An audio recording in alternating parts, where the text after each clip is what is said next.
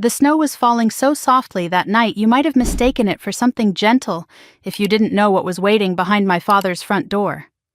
I remember standing on the Dawson porch, with my 7-year-old daughter's hand inside my glove, her tiny fingers curled with hope. She whispered, "Mommy."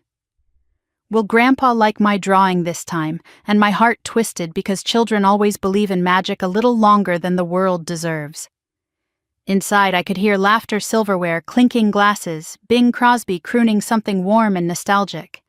47 gifts were stacked under the 12-foot tree, shiny boxes, velvet ribbons, tags written in my father's bold handwriting. Everyone else's kids would leave tonight clutching something brand new.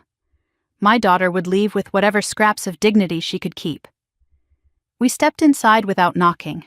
That was the rule on Christmas Eve, even though every part of this house had taught me I was never really welcome. Warmth hit our faces. Perfume, wine, pine. Conversations floating like bubbles. Savannah, the picture-perfect golden child, glided across the foyer, kissing cheeks, laughing too loudly, always exactly how my parents liked her to be. My mother walked past us carrying a tray of dessert forks. She glanced at Mia for half a second, smiled just enough to stay polite, and then looked away as if my daughter were a smudge on the table she'd polish later. I should have turned around right then. I should have walked my sweet girl back into the quiet safety of the snow. But Christmas does something strange to people who've been raised inside family drama. It makes you think maybe this time will be different. Maybe tonight they will remember they love you. They didn't. My father stood at the center of the great room wearing his deep green holiday sweater sleeves rolled to the elbow the way he did when he was ready to perform. The massive tree glowed behind him. Children squealed at his feet. His voice boomed through the house, full, rich, commanding, because Charles Dawson loved an audience more than he loved any member of his bloodline. "Who's ready for presents?" he shouted. The kids screamed, cameras flashed, wine glasses tilted. He dug into the giant velvet sack as if he were Santa himself. A science kit for Noah's boy. A dollhouse set for Harper. A drone for Cody, gift after gift. Name after name, cheers, photos, laughter. 47 boxes shrinking to 46, then to 40, then to 33. Mia's hand tightened around mine. Her eyes shone not with greed, but with that quiet, desperate hope. Only neglected children carry hope that this time she would not be forgotten. My father reached into the bag again, pulled out a silver-wrapped box, the last one. A hush fell, the kind that makes your pulse echo in your ears. His gaze swept the room, slow and deliberate. Then it landed on my daughter. Something cold flashed behind his eyes, something he didn't bother to hide. He raised the box. "This one," he said, "the room leaning in is not for her." Mia went still. He straightened, voice hardening so every adult could hear him loud and clear. "Only good kids get presents. She's not worthy. That's your bastard child." The room ruptured in a silence so violent it felt like glass breaking inside my chest. Somewhere behind me, someone gasped. Someone else muttered a prayer. A child at my feet stopped chewing a cookie and stared. But all I saw was Mia's face. She tried not to cry. Her lips pressed together, her shoulders shook. She swallowed a sob that was too big for her small body, and then the tears spilled anyway. I knelt down, holding her cheeks in my hands. Her breath hitched. "Mommy." "I was good," she whispered. "I really was." My throat burned. Every humiliation my father had ever carved into me snapped like a fragile bone. Not because of what he called me, but because he dared to wound my child.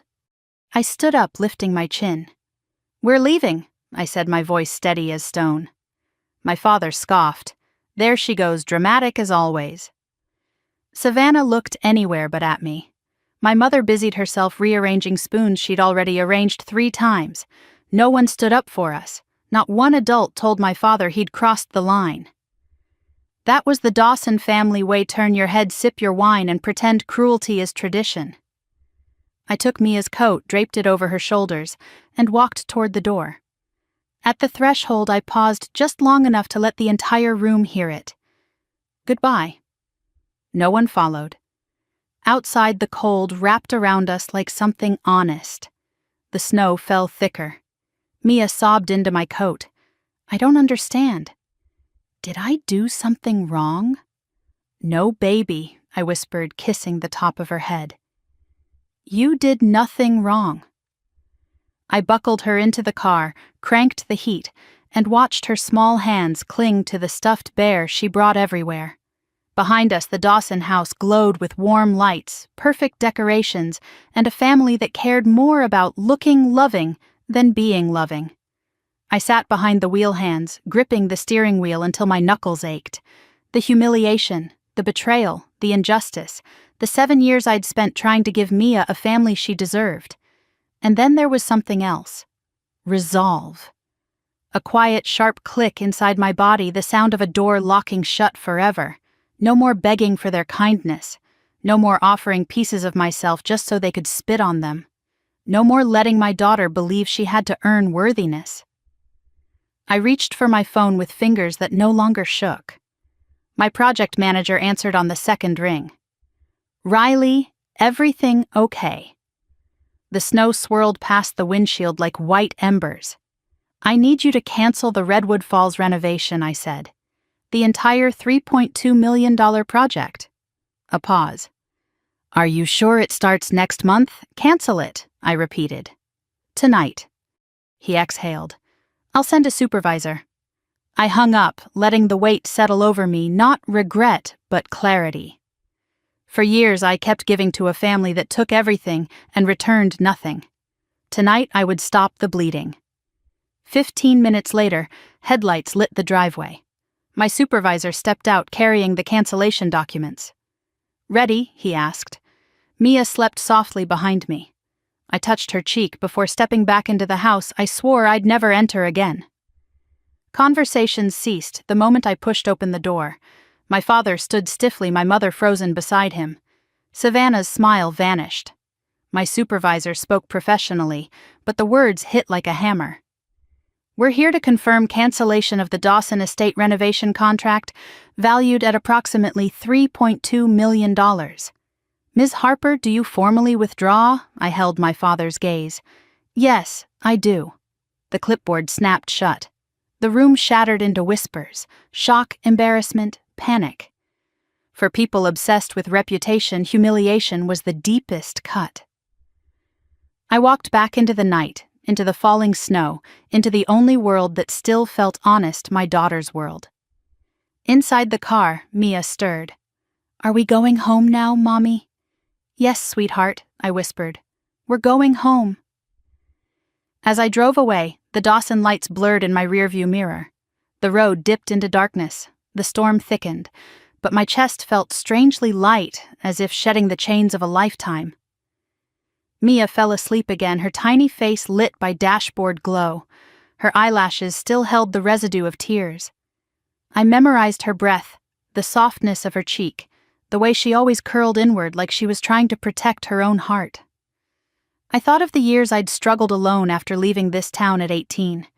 The jobs that barely paid rent, the cheap apartments, the nights I held newborn Mia and promised her I would build a life worthy of her.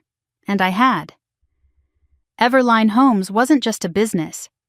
It was proof I had climbed out of the ashes they left me in. I should have felt triumphant tonight. Instead, something else tugged at me, a memory like a bruise pressed too hard.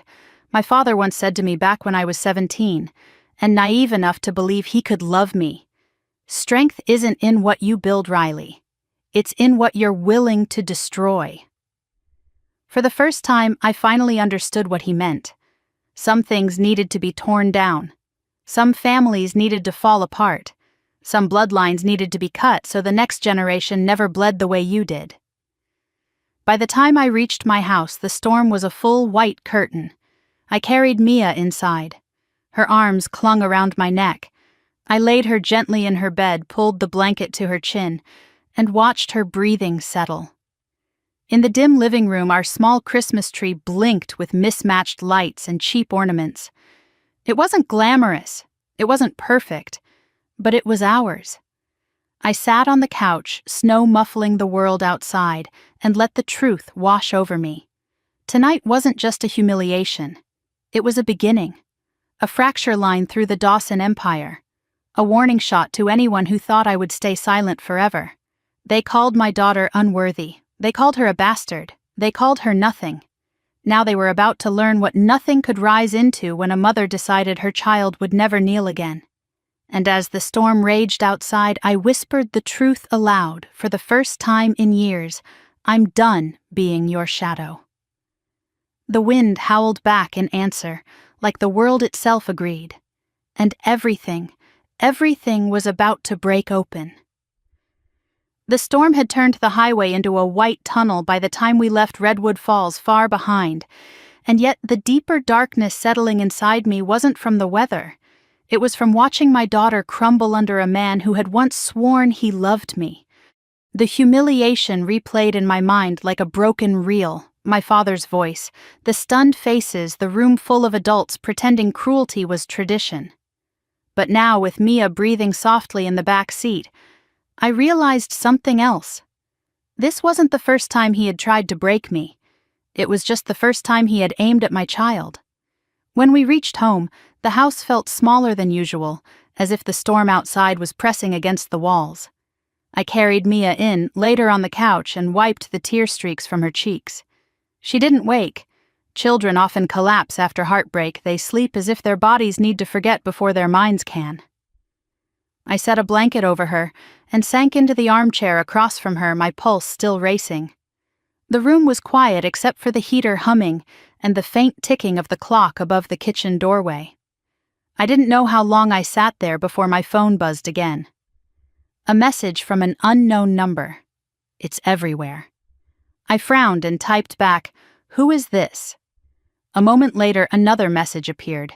"Check Facebook. Check the parents group." My stomach dropped. I opened the browser, clicked into the Redwood Falls Parents Circle, and the first post hit me like an open palm. A video of my father calling Mia a bastard child, posted anonymously. 10,000 views in 1 hour. The comments spun wildly, shock, anger, disbelief, and then those quieter voices that always appeared in moments like these, people who whispered behind screens what they would never say to your face. That poor little girl. Is this real, someone call CPS? Typical Dawson. Always about image.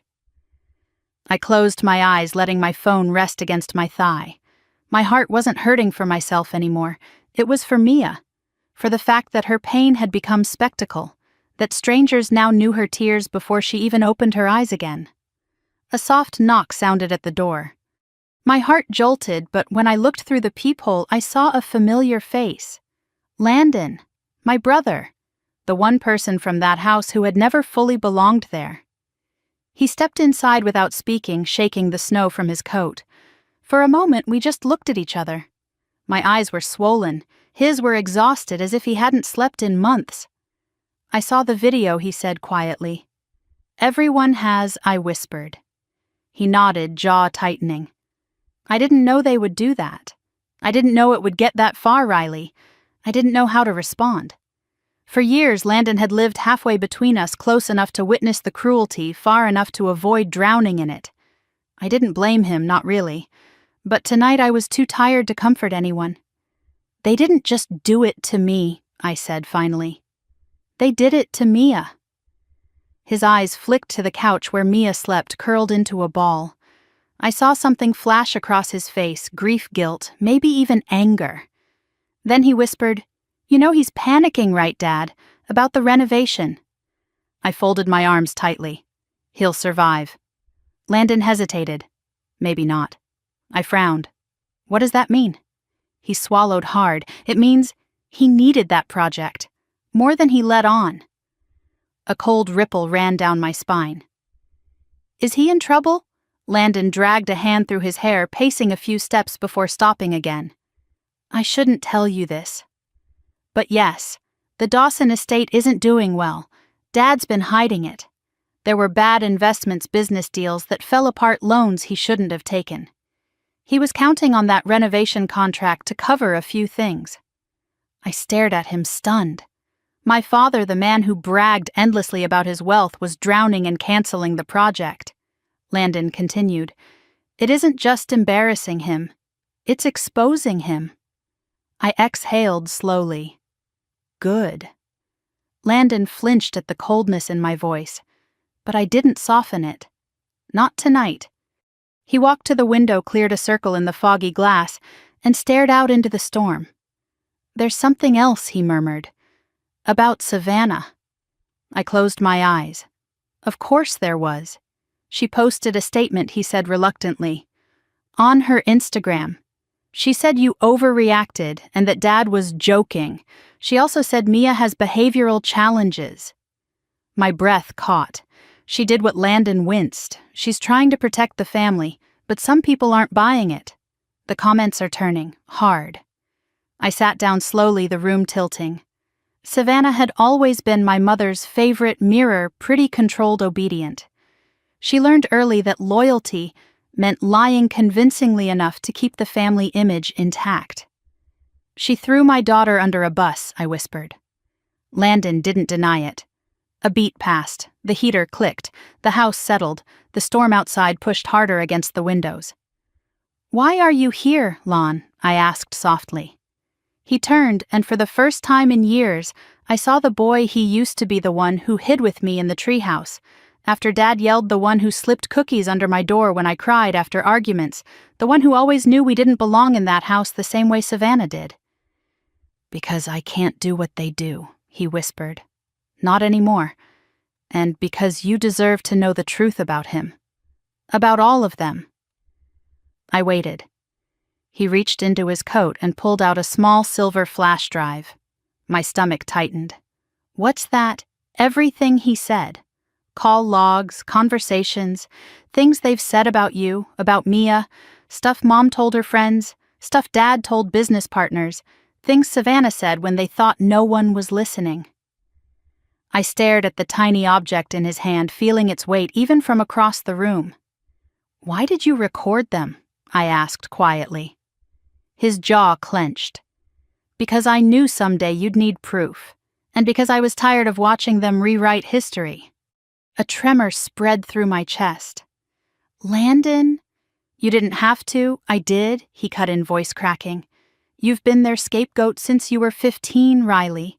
They blamed you for everything. They punished you for existing. And when you had Mia, they tried to erase you. I swallowed hard. Why didn't you leave with me? He gave a small broken laugh. Because I was a coward. And because I thought if I stayed, maybe I could soften the damage they did. But I failed. No, I said firmly. You didn't fail. He looked away, blinking fast. The flash drive glinted under the kitchen light, sharp and metallic like a key that opened every locked, hidden room of my childhood. I also brought something else, he murmured. A backpack. My heart lurched. Mia's, he nodded. She left it by the coat rack. I didn't want Mom to touch it. He retrieved it from near the door, holding it gently as if it were fragile. I took it with trembling hands. Inside was her tablet, her homework folder, a drawing she'd made of our family, me, Mia, and a son above us. There was no grandpa in it. No grandma, no aunt, no uncle, no cousins, just us. I pressed the picture to my chest. A shift happened in that moment, not loud or dramatic, but deep, a fault line shifting under the earth. I realized I didn't want revenge for myself anymore. I wanted freedom for Mia. I wanted a life where her drawings didn't include blank space where love was supposed to be. Landon sat beside me. Neither of us spoke for a long time. Finally, he whispered, "There's one more thing you should know. Dad is calling a meeting tomorrow morning. He wants the family to reclaim the narrative.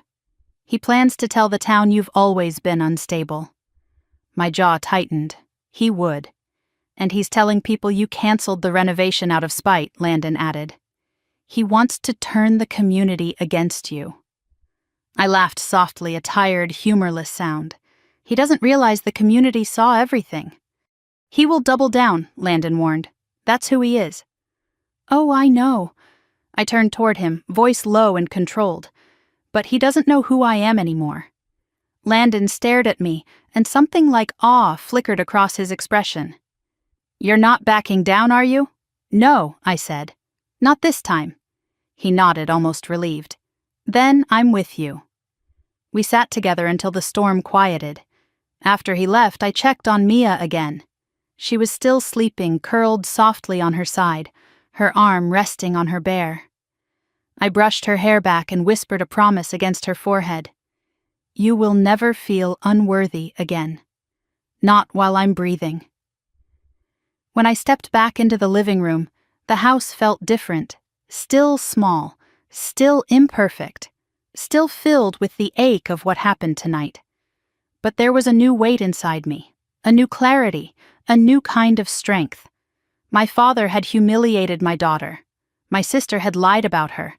My mother had ignored her tears. And the town was watching everything unravel. But this time I wasn't the girl begging them to love me.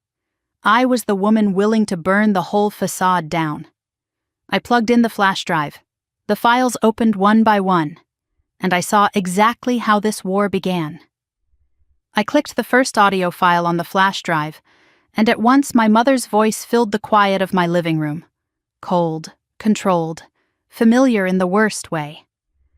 "I don't know why Riley keeps trying," she said, as if discussing the weather. "She wants pity. She always has.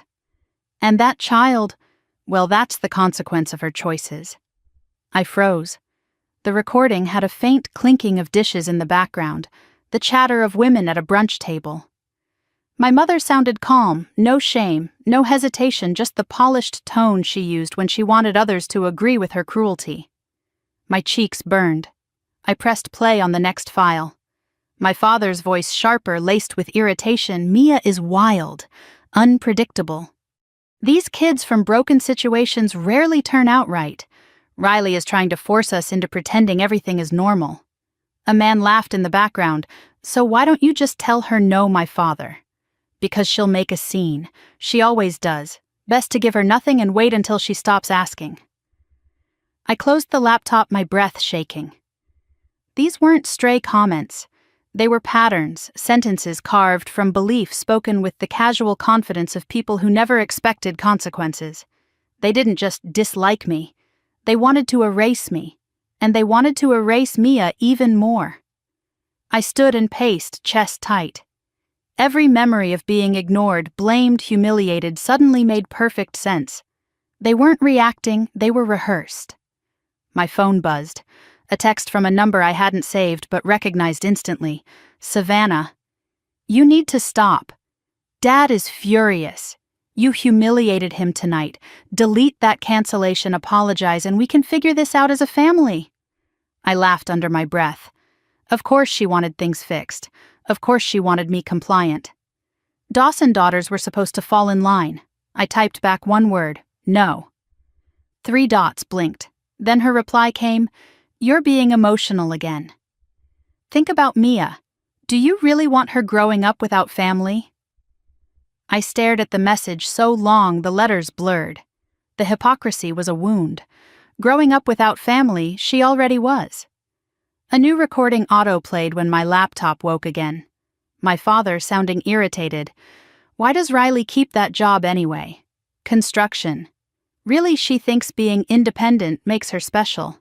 She doesn't understand loyalty. She doesn't even understand gratitude." Landon's voice was faint in the background, softer, weary. "She works hard. She takes care of Mia. Maybe just be nicer to her." My father scoffed. "That girl has been nothing but trouble since she was born." The room tilted. I pressed pause. My chest constricted tighter and tighter until I had to sit down. Trouble since I was born. It was one thing to suspect it, another to hear it spoken out loud. I didn't realize I was crying until a tear dropped onto my wrist. Mia's small voice carried from the hallway. "Mommy." I wiped my tears quickly and turned. She stood there in her pajamas, eyes still swollen from earlier. She walked to me slowly and crawled into my lap. "Mommy, did Grandpa hate me?" I felt something inside me shatter cleanly. "No, baby," I whispered, kissing the top of her head. "He hates things he doesn't understand." and he doesn't understand you." She nodded against my chest, though I knew she didn't truly understand. How could she? She was 7. She just wanted family. She just wanted belonging. "We belong together," I said softly. "That's enough." Her fingers curled into my shirt. "Are you sad?"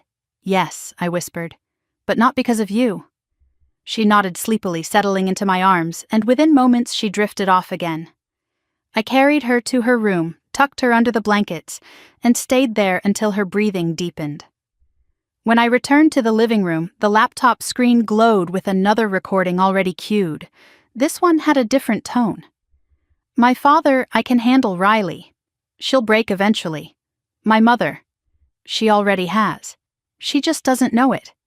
My father, good, the girl needs to learn that she's nothing without us." A cold wave rolled through my body. Nothing without us. I sat back slowly, every muscle trembling with a clarity I hadn't had before.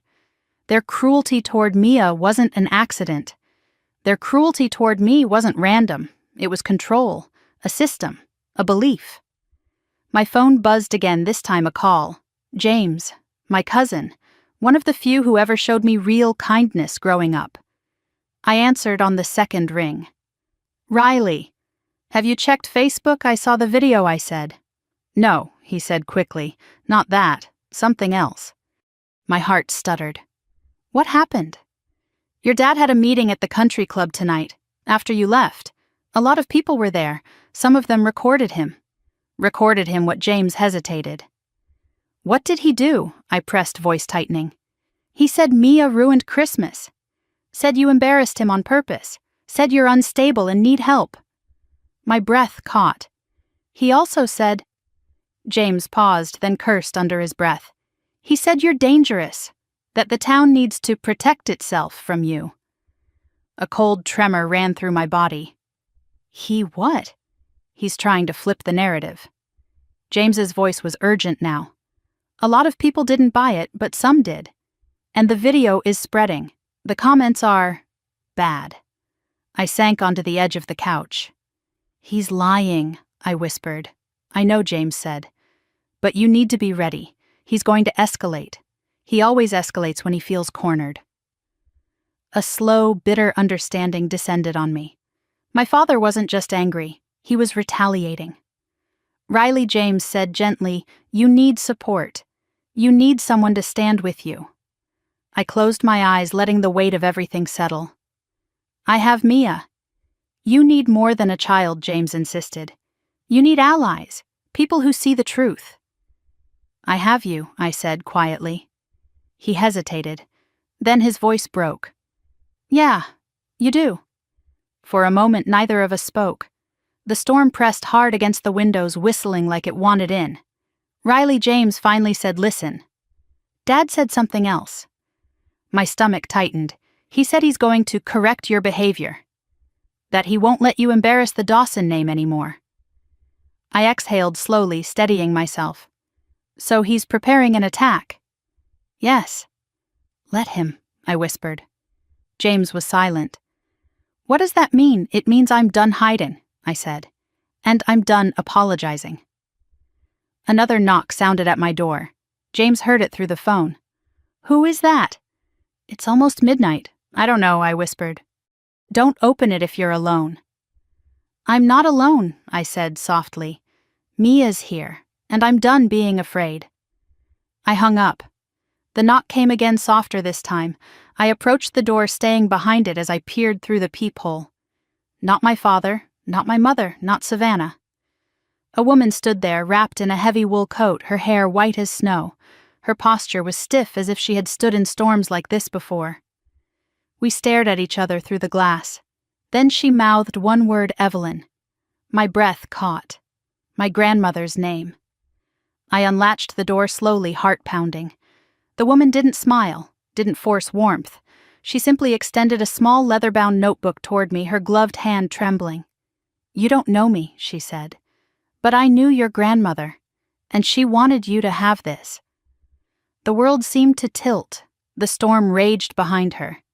Mia slept down the hall, And in that moment I felt something shift again, another fracture, another piece falling into place in the puzzle I had never understood.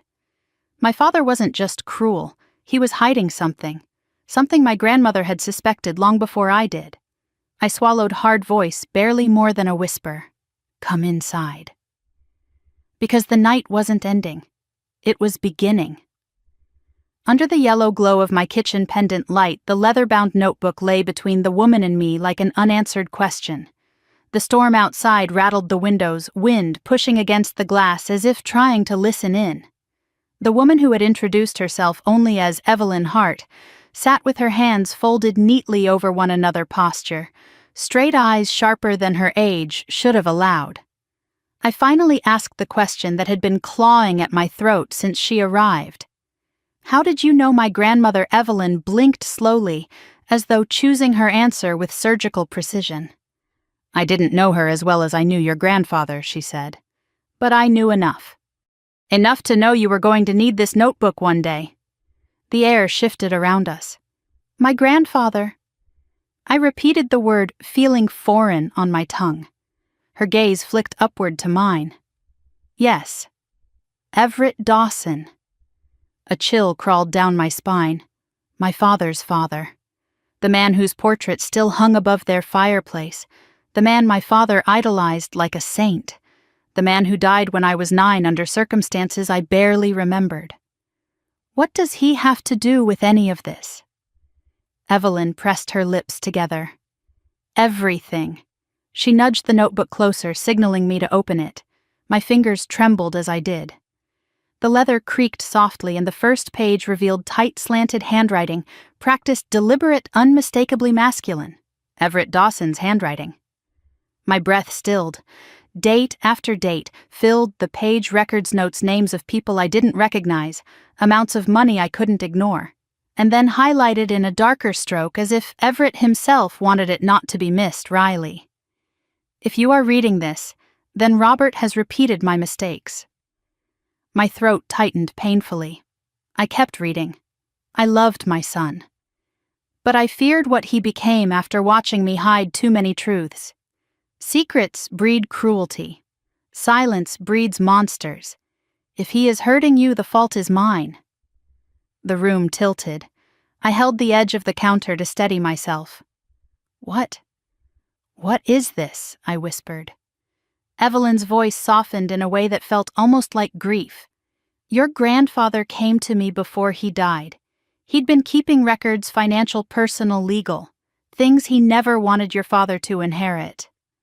Why not? Because Everett knew that giving power to a man who worshipped image instead of integrity was a dangerous thing. My heartbeat thudded loud in my ears. I flipped through more pages.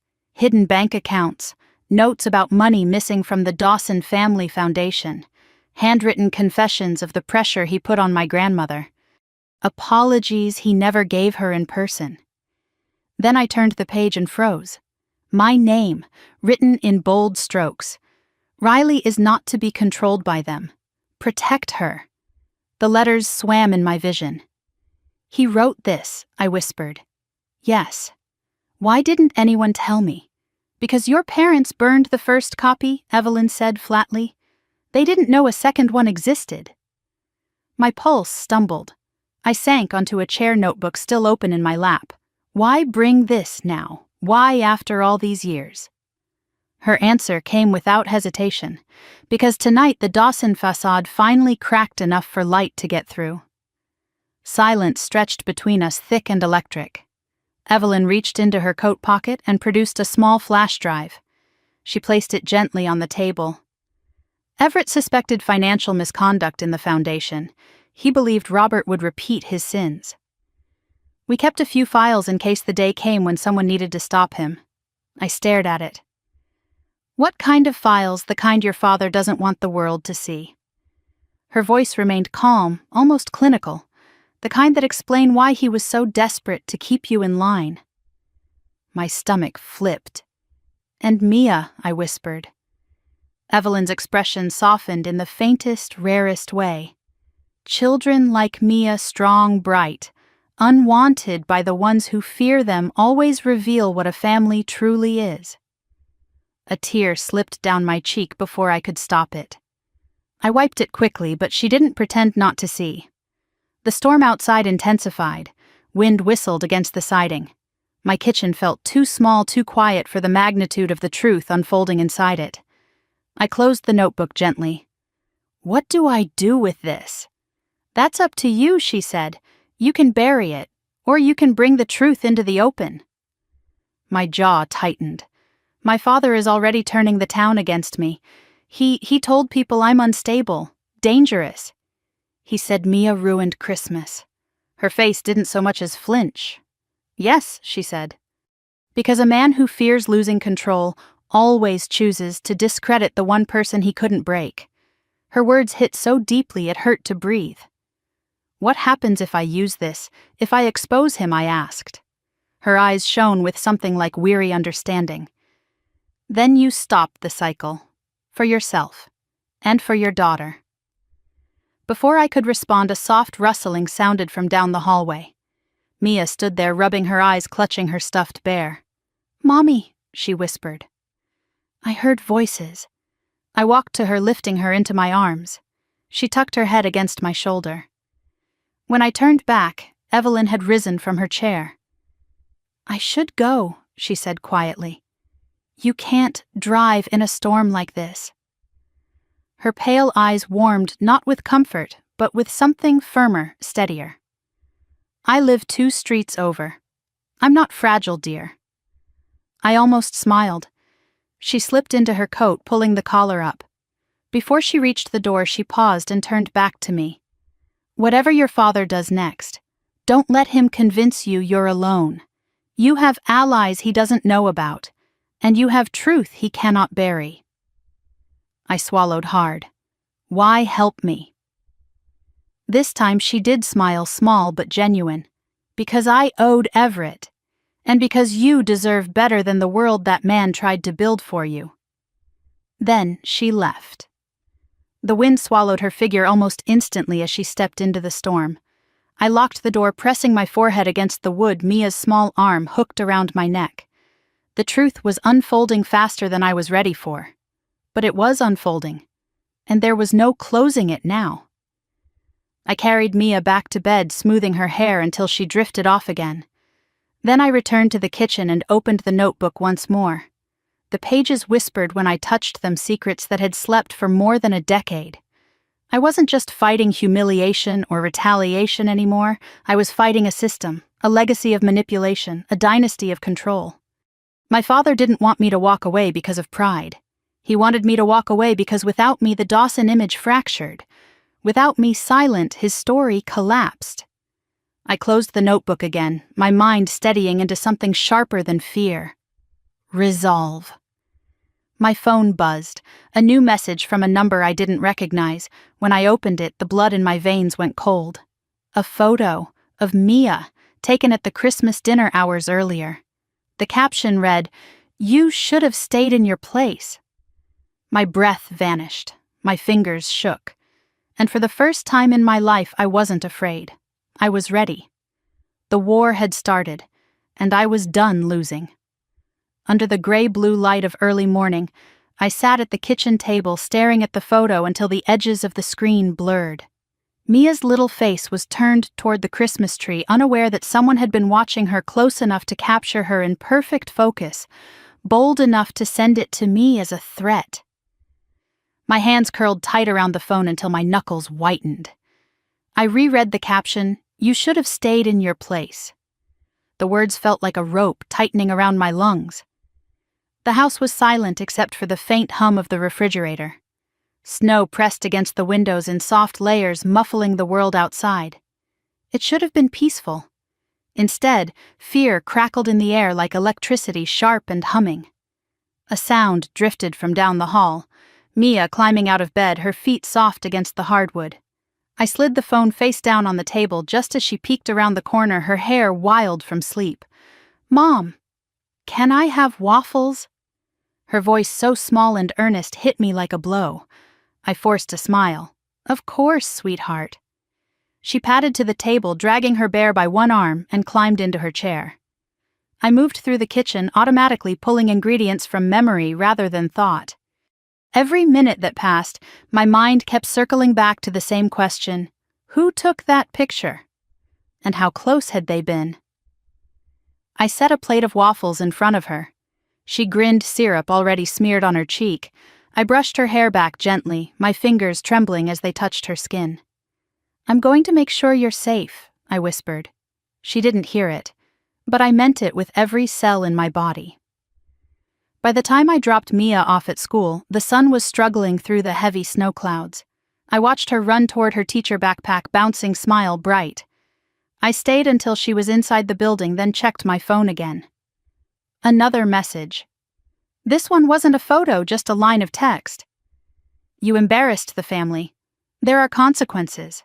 I didn't recognize the number, no name, no clue. But I recognized the voice behind it. My father's. It didn't sound like him, not directly, but the cadence, the tone, the entitlement dripping from every word. It was the language he had spoken all my life, the language of control. I took a long, slow breath and started the car. Instead of heading home, I drove toward my office. My company, my one sanctuary, felt different that morning. The parking lot was covered in a thin layer of ice. My employees moved quickly from their cars to the building collars up, faces pinched from the cold.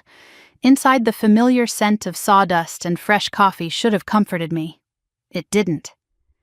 Before I even reached my office door, my project manager Caleb stepped into my path.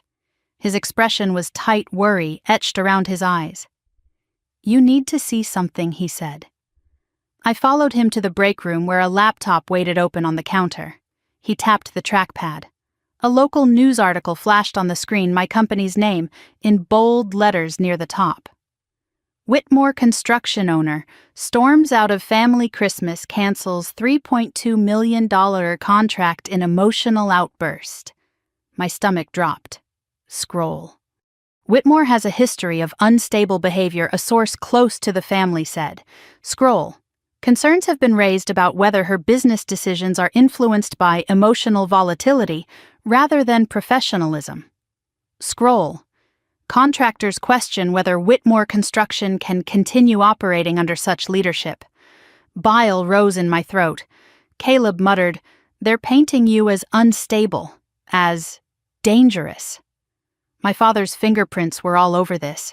He had spent years cultivating relationships with local reporters, donations, charity events, handshakes, favors.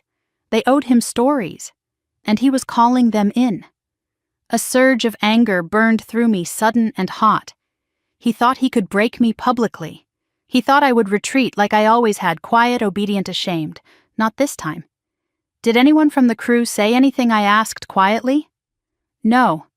And they won't. We're with you." Emotion pricked behind my eyes. I nodded once. "Thank you." Caleb hesitated. "There's more." He clicked another tab, an anonymous post on a contractor forum. At first glance, it looked like gossip, anonymous, petty, but the details made my skin crawl. "Claims of financial mismanagement at Whitmore Construction owner, suspected of using company funds for personal drama." "That's a lie," I whispered. "I know," Caleb said, "but they're seeding doubt. The timing isn't a coincidence. My father again. Destroy her reputation, undercut her confidence, question her competence." He was following a blueprint he had perfected long ago. I closed the laptop with a trembling hand. "Call a meeting, full crew, 10 minutes. When the team gathered in the workshop, the place with exposed beams, the smell of lumber, the heartbeat of my business. I looked around at the people who had watched me climb from cleaning job sites to running one of the top contracting companies in the region. Some had been with me from the start, others had joined later. But all of them were here because they trusted me. I drew in a breath. "You've probably seen the stories." Nods, murmurs, a few curses. I continued, voice steady. "A wealthy man is angry that I didn't tolerate his cruelty to my daughter. And he's using his influence to try to break me. But I'm not going anywhere, and neither is this company." A wave of resolve rippled across the room. Caleb spoke up, voice strong. "We're behind you, all the way." Others echoed him. A rough chorus of loyalty. For the first time since the nightmare began, I felt my chest loosen. I thanked them and dismissed the meeting, but before I could return to my office, my phone buzzed again. A text from my brother Ethan. "We need to talk. Mom's panicking. Dad's furious. They're calling lawyers. Whatever you're planning, stop, please." I stared at the message. Something cold slid through me. Whatever I'm planning, he didn't understand. I wasn't planning revenge. I was planning protection.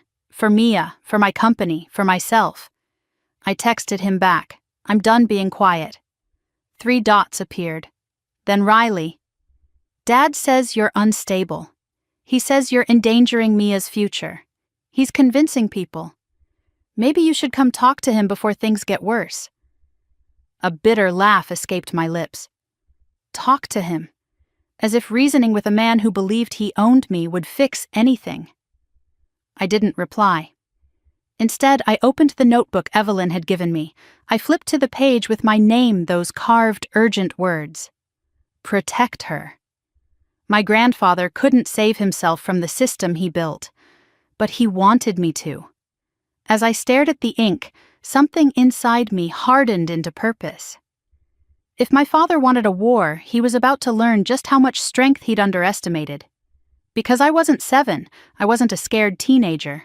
I wasn't a woman begging for scraps of approval. I was a mother, and mothers don't lose. By mid-afternoon, a storm matching the one outside brewed across the city. News segments, online articles, whispers at supply houses, all of it fueled by the narrative my father was feeding the world. But I had something he didn't. Evidence, truth, and the courage to use it. At 4 o'clock, my phone rang. It was my attorney Marcy, breathless and furious. "I just received 2 separate inquiries about you," she said. "One questioning Mia's safety, the other questioning your mental stability after a so-called public breakdown." These didn't come from strangers. "My father," I said. "Yes," she replied, "and he's trying to get ahead of something. That means he's afraid. Really afraid." A silence stretched. Then Marcy inhaled sharply. "Riley, what did you do on Christmas Eve?" I told her everything. What my father said, how he humiliated Mia, how I walked out, how I canceled the contract, what Evelyn brought me, the threatening messages. When I finished, Marcy said quietly, "This isn't a family dispute anymore. This is a coordinated smear campaign. So what do? We go on offense." I closed my eyes. Finally. "That notebook," she added. "Bring it to my office tomorrow morning. Every page. And Riley. Yes, don't be alone tonight." Her words crept into my bones. After I hung up, I drove to pick up Mia from school, my heartbeat steady but fast. She ran to me the moment she saw my car arms, outstretched, laughter in her throat. I lifted her into my arms, breathing her in like oxygen. We drove home slowly, the world outside painted white from snowfall. When we stepped inside the house, I locked the door, double-checked the windows, and kept the lights low. Mia played on the living room rug, stacking blocks and humming softly. I stood in the doorway, watching her heart heavy and full all at once. Then a knock, sharp, deliberate, too familiar. My blood iced. I walked to the door, peering through the side window. A silhouette, tall, rigid, unmoving. My throat tightened. My father. He lifted his hand and knocked again, louder this time. "Riley," he called, voice chillingly calm. "We need to talk." My pulse thudded in my ears. I didn't open the door. I didn't move. Then his tone lowered into something darker. "You brought this on yourself." Mia looked up at me, her big brown eyes worried. "Mom," I forced a smile, though my chest was tight. "It's okay, sweetheart." But it wasn't. Not anymore. My father wasn't just angry, he was escalating, and I knew without a shred of doubt that the storm that began at Christmas dinner was nowhere close to ending. It was only just beginning. I didn't realize I had stopped breathing until Caleb touched my shoulder and said my name for the second time.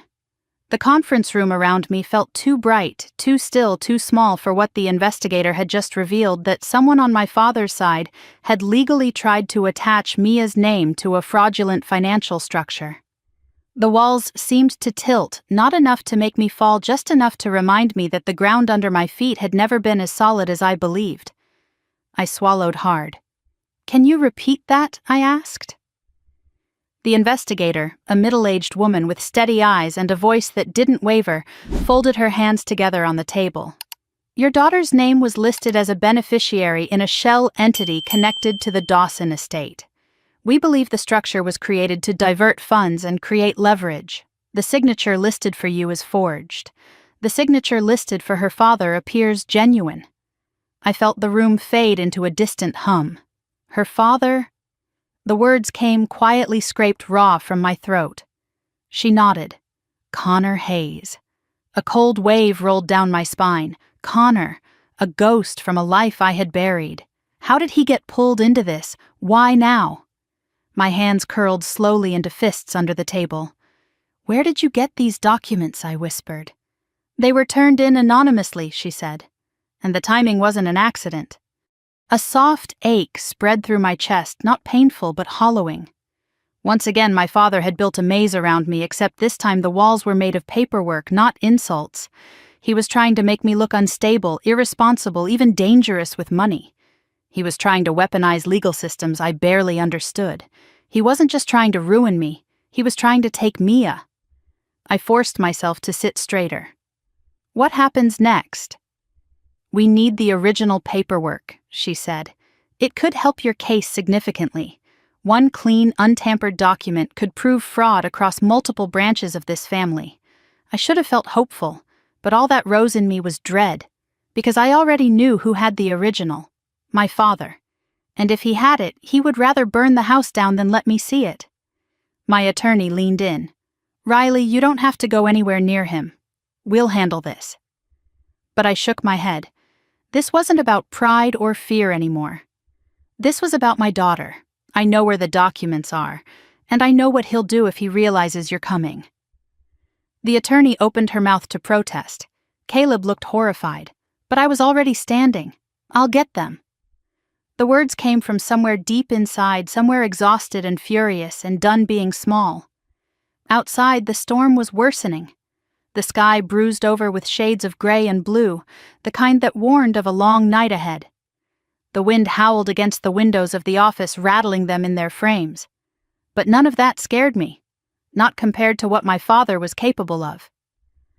I drove to the Dawson house with Mia in the back seat, humming soft songs to herself as she traced frost on the window. Every time she sang a quiet note, something fierce and protective tightened in my chest. This whole fight wasn't about money or reputation or pride. This was about her, keeping her safe, keeping her loved, keeping her whole. By the time we reached the house, the Christmas decorations, once warm and glowing, looked like relics of a lie. The lights flickered half-heartedly against the storming sky.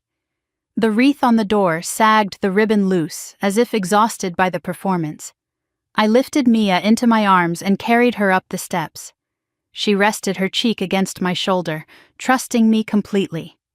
That trust was the only anchor I had left. I rang the bell.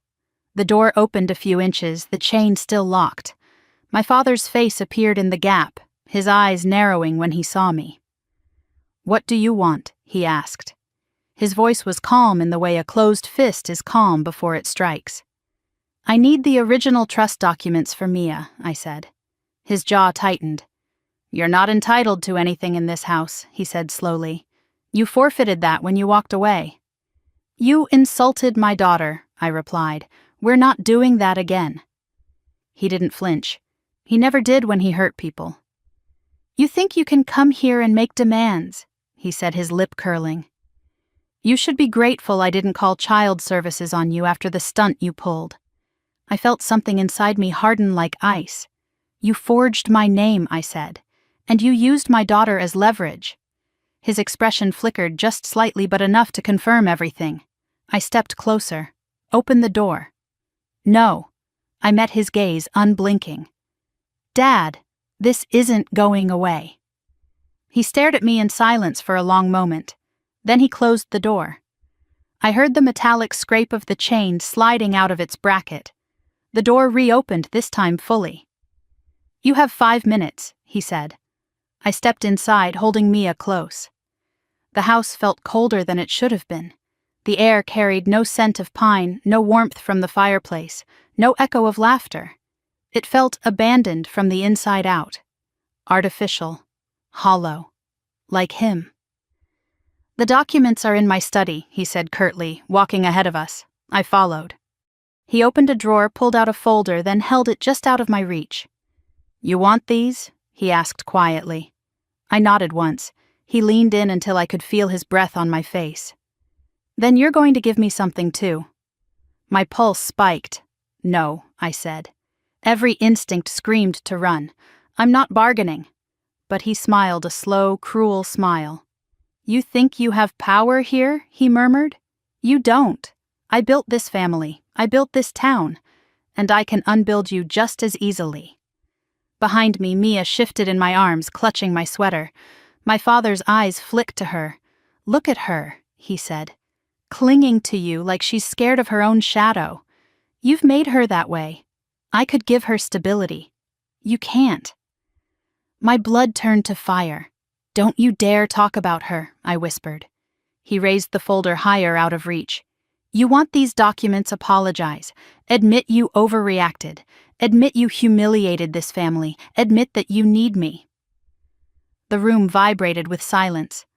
I looked at the folder, then at him, then at Mia, her fingers curled in my hair. And in that moment clarity washed through me, clean, sharp, merciless. "I don't need you," I said softly. "And I never will again." Before he could react, I pulled out my phone and turned on the camera. His expression snapped into panic. "What are you doing recording?" I said. "Say what you just said. Tell everyone what you've done with my daughter's identity. Tell them about the shell entity. Tell them why you forged my name." His face twisted. "You wouldn't." I kept the camera steady. He lunged forward and slapped the phone out of my hand. It skidded across the hardwood floor, the recording still running. "You ungrateful mom," Mia, whispered voice quivering. That single word cut the air. I picked her up again, holding her close. "You're not getting the documents," my father hissed. "Not today, not ever." He shoved the folder into the drawer and slammed it shut. I turned toward the door. My heart hammered, but my voice stayed steady. "This isn't over," I said. He didn't reply. I walked out without looking back. Mia held tightly in my arms, the storm swirling around us like a warning. Snowflakes stung my cheeks as we hurried to the car, but none of it hurt half as much as his last words. I strapped Mia into her seat. She looked up at me, eyes wide. "Mom, Grandpa doesn't like us, does he?" I closed my eyes, feeling them burn. "No, sweetheart," I said. "But we don't need him." As I drove away from the house, the storm grew heavier. The world blurred into white streaks and swirling shadows. My windshield wipers fought uselessly against the wind. Halfway down the road, my phone buzzed on the passenger seat. A message. "Unknown number. 1 line. You made a mistake. And you won't get a second chance." My hands tightened on the steering wheel. He had declared war. Good, because he had no idea who he was up against, and this time I wasn't fighting alone. The storm had swallowed the sky by the time Mia and I made it home. The wind dragged its nails across the siding, rattling the windows like something trying to break in. I carried her inside, peeled off her snowy boots, and wrapped her in a blanket before settling her on the couch with her favorite animated movie. She curled up quietly, her little face pale from everything she had heard and sensed, even if she didn't understand all of it. While she watched, I moved to the kitchen and gripped the edge of the counter, letting the cold granite steady me. I had gone to my father's house for answers, for documents, for truth. I came back with nothing except a new threat. Mia's reflection flickered in the dark window. She reached for her stuffed bear, holding it like a shield. Seeing her that small, that shaken something inside me twisted with a sharpness I couldn't look away from.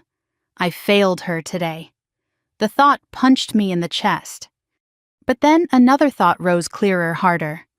No, I didn't fail her. He failed her, every step of the way. My phone buzzed on the counter. I picked it up, half expecting another threat. Instead, it was Evelyn. Saw the storm on the news. "Are you safe? Should I come by?" I typed back quickly. "We're okay, but things are getting worse." "Can I call in 30? Her response came instantly. Always.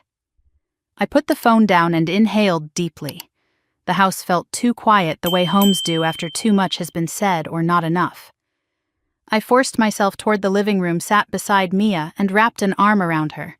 Her small body leaned into mine as if nothing in the world could be safer. "Mom?" "Yes, baby." She paused, staring at the TV but not seeing it. "Why was Grandpa so mad at you?" Her voice was soft, curious, innocent, untouched by the heaviness adults assign to cruelty. I swallowed and brushed her hair back. Sometimes people get angry when they want control they shouldn't have. She blinked. "Do we have to see him again?" My throat tightened. "No, sweetheart. You never have to see anyone who hurts you." Relief flooded her face so quickly it hurt to look at. We stayed like that for a while. When she finally fell asleep against my side, I carried her to her room, tucking her under her warmest quilt. She murmured something half dream, half memory, and I stood watching her long after her breathing steadied. Only when she slept did I allow myself to fall apart. Back in the living room, I leaned against the wall and let out a long, shaking breath. My hands still tingled from where my father had slapped the phone out of them. My cheek felt warm from the echo of his rage. My heart drummed too fast, too loud. I had spent so long learning how to be strong that I forgot strength isn't constant. It flickers, it falters, it fractures. And tonight mine had cracked in places I didn't know were vulnerable. I poured myself a glass of water, then sat at the dining table with the notebook Evelyn had given me. Its leather cover was creased from years of being held, gripped by someone who knew danger before it arrived. I flipped open to the pages filled with my grandfather's handwriting, the notes, the warnings, the names, and stared at the one line that had been the heartbeat of his fear. Protect her. Protect who, me or Mia? And what exactly had he known? What had he seen coming? I traced the ink with my finger, the grooves pressed deeply into the page as if he carved the words while running out of time. My phone buzzed again. Evelyn calling. I answered quietly. "Hey?" Her voice was warm but clipped with concern. "Tell me everything." So I did. I told her about the forged signature, the shell entity, my father's refusal to hand over the documents, his threat, the photo from the unknown number, the way he looked at Mia as if she were a problem to be solved. When I finished, Evelyn exhaled sharply. "He's escalating." "That means you're close to something. Close to what I don't even know what they've built." "Power structures," she said. "Money pipelines, old secrets wrapped in new laws. These wealthy families never fight clean." My pulse ticked faster. "Evelyn, is this what you warned me about?" A beat of silence. "Yes," she said finally. "It's exactly what I warned you about." I pressed my fingers against my forehead. "What am I up against?" "Not just one man," she replied. "You're up against a system your father helped build. A system your grandfather rejected before he died, which is why they shut him out. Why they rewrote the narrative. Why they control everything that touches the Dawson name." The air felt heavy, thick, pressing on my lungs. "So, what do?" I asked. "You gather allies," she said. "You gather proof. And Riley, you stop assuming blood is stronger than truth." I closed my eyes. "That's already happening." "And one more thing," she added. "Keep your daughter close. You're not wrong to feel watched. Someone is watching you." My stomach twisted. "Do you know who?" "No," she said softly. "But I know why. Why? Because powerful people only watch what threatens them." Her words crawled under my skin. After we hung up, I checked the locks again, then the windows. The outside lights flickered in the wind shadows, stretching across the snow like long fingers. Fear wanted to coil inside me, but something else rose faster: resolve. I sat back down at the table and turned to a blank page in the notebook. For the first time, I let myself write freely my fears, my suspicions, every memory of my father threatening me, dismissing me, pushing me toward silence. Every detail of that Christmas dinner. Every whisper Savannah dropped about inheritance rumors. Every sign I had ignored because I wanted to believe they were incapable of something darker. By the time I finished, the page was full. Then my phone lit up again. A new message, unknown number, a location pin, no words, no explanation, just coordinates. My breath caught. The address was familiar. A storage facility 2 miles outside Redwood Falls. My father had a unit there for decades. The message came again. If you want the truth, come now. My pulse thudded painfully. Trap warning opportunity. I didn't know, but the storm outside was howling, and something inside me whispered that the window to learn the truth was small, shrinking by the minute. I grabbed my coat, checked on Mia again, kissed her forehead, and stepped out into the freezing night with the notebook pressed to my chest, the wind carving sharp lines across my skin as I headed toward the car.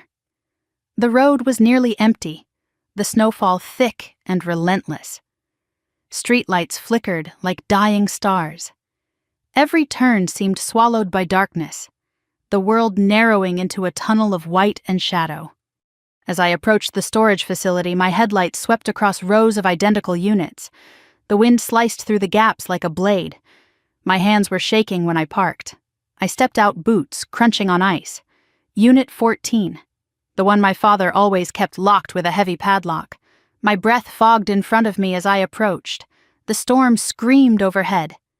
Then, a soft click.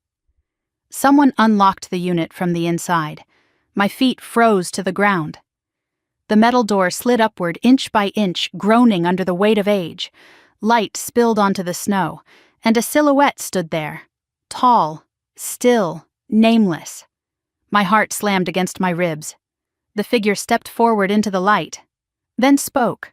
Riley, it's time you finally learned the truth.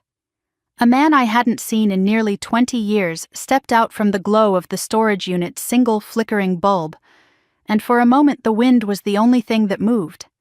He looked older, lines carved around his eyes, shoulders, carrying a heaviness I didn't remember, but his face was unmistakable. Uncle Raymond, my father's younger brother, the outcast, the one who left town and never came back, the one everyone whispered about like a ghost story. My breath stalled in my chest.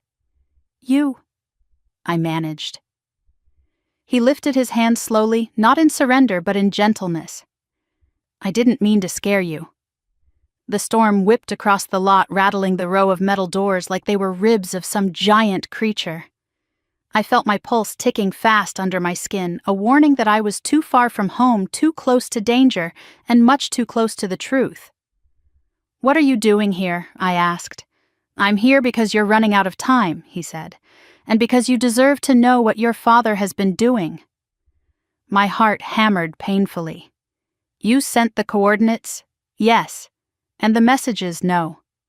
His gaze sharpened. Someone else wants you here too, but not for the same reason I do. A cold shiver crawled down my spine. He stepped aside and motioned toward the open unit. Come in, it's freezing. And you need to see this. I hesitated. Every instinct screamed danger. But I also wasn't reckless. I held up my phone. If I don't get out in 5 minutes, the police will know where I am. His mouth twitched almost a smile, almost sad. Good. You're nothing like your father.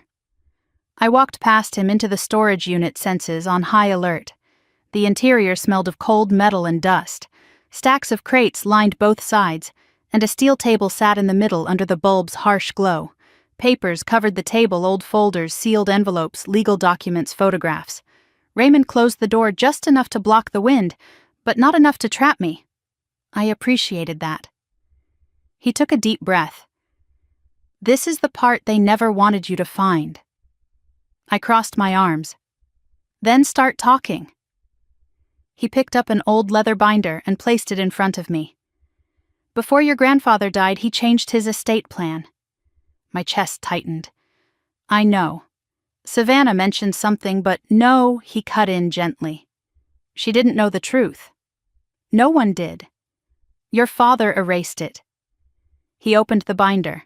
There, in crisp legal lettering, was a line that made my breath hitch: "Primary beneficiary Riley Dawson." I stared at it, the letters blurring. "That's not possible," I whispered. "It's not only possible," he said, "it was intentional." He pulled out another document, an old letter with my grandfather's shaky handwriting. "He left this for you, but your father intercepted it the day after the funeral." I blinked, stunned. "Why?" He paused, his voice quieter. "Because you were meant to inherit everything. Not Savannah. Not your father. You." My stomach twisted. "Why me?" "Because Raymond said, meeting my eyes, he saw what your father was turning Savannah into. And he saw what your father did to you as a child. He didn't want to reward cruelty." I swallowed hard. "He never told me. He tried. Your father stopped him." My hands trembled as I lifted the letter. The ink was faded, but the words were unmistakably meant for me. "Riley, I know what they tell you, but listen to the one voice that has never lied to you, your own. One day this family will be tested, and the only one strong enough to hold it together will be you. Protect what's yours. Protect your child. Protect the truth." A breath escaped me, a sound somewhere between disbelief and grief. I looked at Raymond. "Why didn't you give this to me sooner? Because your father threatened every member of this family." He cut off anyone who dared to question him. His jaw clenched. He cut me off the moment I refused to sign papers that would have let him take everything. The storm groaned outside, a deep, hollow moan through the metal. I glanced around the unit. "What else is here?" He moved to the stacks and pulled out a thick file. Proof. Everything he's been hiding. Fraud, coercion, forged signatures, even the shell entity tied to your daughter. My breath stilled. "You know about that. I know he used Mia because he couldn't control you." His voice cracked, not from weakness, but from the kind of anger that comes from witnessing injustice too long. "He used Connor to try to force you into compliance. But Connor stepped into the game because your father dangled money in front of him." My jaw tightened. "So Connor's involved." Raymond nodded. "And he's more desperate than you realize." I closed my eyes for a moment. It was like being thrown into icy water, the shock, the disorientation, the clarity that hurt. When I opened them again, I was steady. "What are you not telling me?" I asked. Raymond hesitated. It was brief, but I saw it. "Your father didn't just cut me out of the family business," he said. "He blamed me for your grandfather's death." My breath caught. What he claimed I manipulated him, that I influenced him to change the will, that I pushed him. His voice dropped. "None of it is true, Riley, but he used those lies to rewrite legal records, to discredit every witness, to ensure no one believed the new will." My hands were cold, my pulse loud and erratic. "So, what really happened?" He exhaled slowly. "Your grandfather died angry. He knew your father planned to take everything even from you, so he tried to protect you with the new documents. But he died before he could register them formally with the courts. He trusted your father to file them. But your father burned them." My stomach twisted sickly. He burned his own father's final wishes. "Yes." "And this," I gestured to the binder, "the files, the evidence." "What is all this?" Raymond looked around the unit. "This is everything your father meant to destroy. Your grandmother asked me to keep duplicates. She knew something was wrong. She knew your father was rewriting the past." I pressed my hand against the cold steel table to steady myself. My breath fogged the air in sharp bursts. "What do you want from me?" I whispered. He stepped closer, his expression urgent. "I want you to use this. All of it. Because your father doesn't just want control, he wants erasure. He wants Mia as leverage because he couldn't control you." A tremor ran through me. He lifted another envelope and set it in my hands. The weight of it was wrong, heavy, metallic. I opened it. Inside lay a key. The safe deposit box, he said. The real one. Not the one your father staged. Everything your grandfather left for you is inside. He wanted you to have it when you turned 21. He looked at me with something that might have been pride or sorrow. But your father made sure you never knew it existed. I stared at the key, my vision blurring with heat. Why are you helping me? Because he said softly, I couldn't save your mother, and I couldn't save your grandfather. But I can help you save your daughter. The room went quiet. Silent in a way the storm outside wasn't. I slid the key into my coat pocket. Does he know you kept all this? I asked.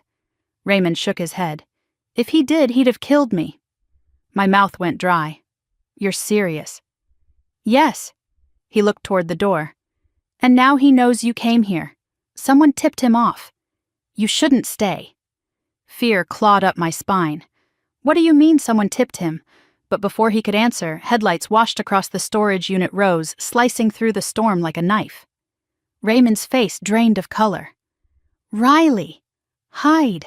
My pulse roared in my ears. No, I whispered. I'm done hiding. The headlights grew brighter, too bright. A car door slammed. Heavy footsteps crunched across the ice. Raymond grabbed my arm. Take the evidence. Go out the back. If he finds you, he'll take the documents and destroy everything. I clutched the binder, the key, the files. But what about you? I'll stall him. No. Go. The shouting outside drew closer. Through the crack under the storage door, I saw shadows. 2 men, not one. My father never traveled alone when he wanted to intimidate someone. Raymond shoved open the rear exit door I hadn't noticed before, a narrow metal panel leading into a dark alley behind the units. Run, he whispered. This is your only chance. For a moment we locked eyes. His plea was not just for me, it was for Mia. I bolted into the night, the storm swallowing me whole, the evidence pressed tight against my chest as voices exploded behind me, shouting furious searching. And with every step through the snow, one truth beat hard and fast inside me. This wasn't only about money. It wasn't only about power. This was about survival. And the war had only just turned. Snow stung my cheeks as I ran, the wind slicing through my coat like freezing knives. The storm swallowed everything sound, shapes, direction, until all I could hear was the ragged rush of my own breath and the pounding of my boots in the slush. The folder was clamped to my chest with numb fingers, each page inside it a heartbeat of truth I couldn't afford to lose. Behind me, voices ricocheted across the storage lot. Find her, check between the units. Raymond, get out of our way. Their shouts collided with the storm, turning into jagged echoes that chased me down the narrow alley behind the storage facility. I didn't dare look back. The snow was too heavy, the night too dark, and if I hesitated, if I let fear slow me for even a second, everything would end. I reached a chain-link fence at the back of the property. Its top was dusted with snow, but ice glimmered where the metal showed through. I had no time to think. I climbed, fingers slipping boots, scraping breath, burning the inside of my throat. When I swung my leg over the top, the cold bit straight through the denim, but I dropped to the other side anyway, landing hard on my knee. A flare of pain shot up my leg. I gasped, staggered, but forced myself upright. Mia, the evidence, keep moving. The storm tugged at me with each step, a living thing pulling me backward.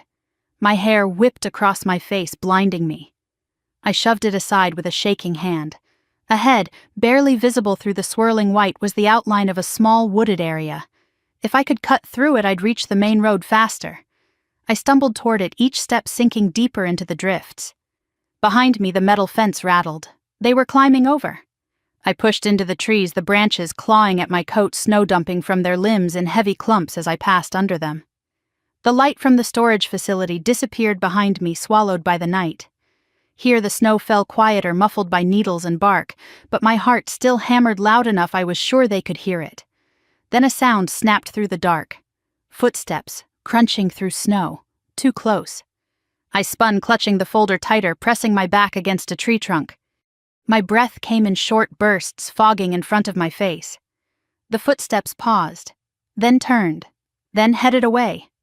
I didn't move until they vanished entirely. Only when the silence settled did I force myself forward again.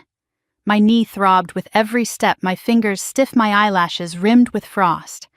But I kept going until the trees thinned and the orange glow of streetlights blurred through the storm. When I reached the road, my car was still parked where I'd left it earlier by the old hiking trail lot, a dark shape half buried in snow. My hands fumbled uselessly with the keys before I finally managed to unlock the door. I slid inside, breath shaking so hard it made my shoulders tremble. The heat sputtered to life and fogged the windows instantly. I held the folder in my lap, staring down at it through the haze of my own breath. Raymond risked everything. My father sent men after me. Someone else wanted me there too. The truth wasn't just dangerous, it was explosive. I had no idea where Raymond was now, whether he was safe, whether he escaped. The guilt twisted hard, but I couldn't go back for him. Not now. Not with Mia waiting at home, not with my father's men scouring the storm for any sign of me. I reached for my phone with numb fingers and dialed Marcy, my attorney. She picked up on the first ring. "Riley, thank God. Where are you?" "In my car," I said, voice shaking. "I have the files." "You what?" "I have the originals, or copies, duplicates my uncle kept, the ones my father tried to destroy." Her inhale was sharp. "Riley, do not go home. If they followed you, they didn't," I whispered. "I made sure."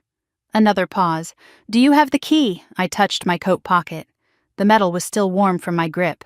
"Yes." "Good," she said. "Do not lose it. I'll meet you in the morning, but you need to disappear for tonight." "I can't disappear," I said. "My daughter." "She should not stay in your home tonight." My heart lurched. "Why not?" "Because your father is escalating, and people who escalate often overreach. If he's desperate enough to commit fraud, he's desperate enough to do worse." I closed my eyes tightly. The truth of her words felt like a punch. "I'll take Mia to my neighbor's house," I said. "Or maybe to a hotel." "No hotels," she cut in gently. "Anywhere traceable is too risky. Stay with someone he'd never expect." I considered my list of allies. It was short. Too short.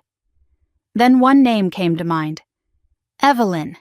She lived in a small cabin outside town tucked behind old pines, a place few people even remembered existed.